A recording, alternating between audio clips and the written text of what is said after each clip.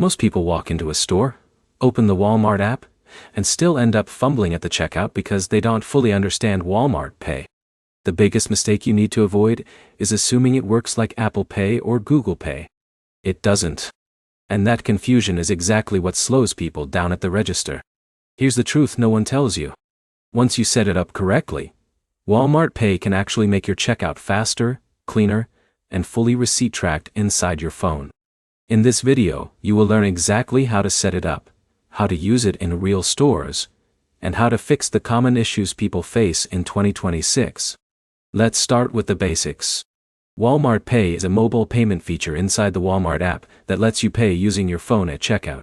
Instead of tapping your card or using NFC like Apple Pay, it works by scanning a QR code shown at the register. Now here's where it gets interesting.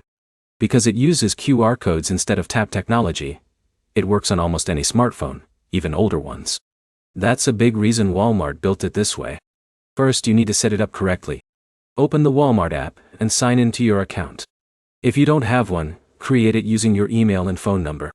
Once you're inside, go to the Services or Payment section and find Walmart Pay. Tap it, then add your debit or credit card. You can also store multiple cards, but it is usually better to set one default to avoid confusion at checkout. But here's the problem most people face. They set it up, but never test it before going to the store. Then they get stuck trying to figure it out while a line is forming behind them. A simple test inside the app can save you that stress. Now let's walk through how it actually works in a store.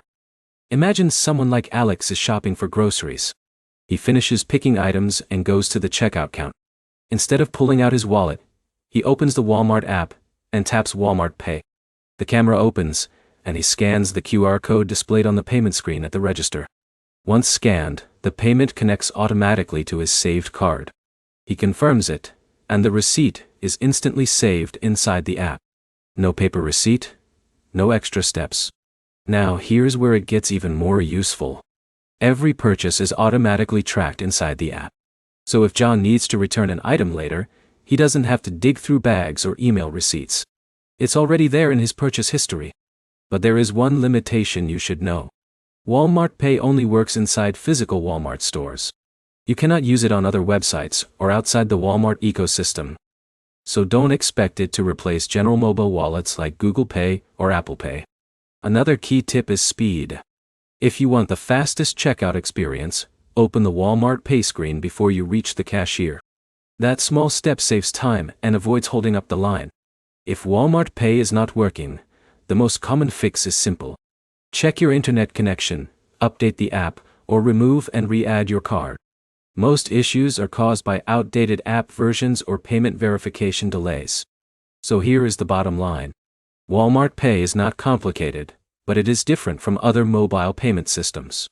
Once you understand the QR-based flow, it becomes one of the easiest ways to pay in-store and keep your receipts organized. The key takeaway is simple. Set it up once, test it before you go shopping, and use it consistently for smoother checkouts. If this guide helped you, like the video, drop a comment with your experience using Walmart Pay, and subscribe for more simple, real-world tech tutorials that actually save you time.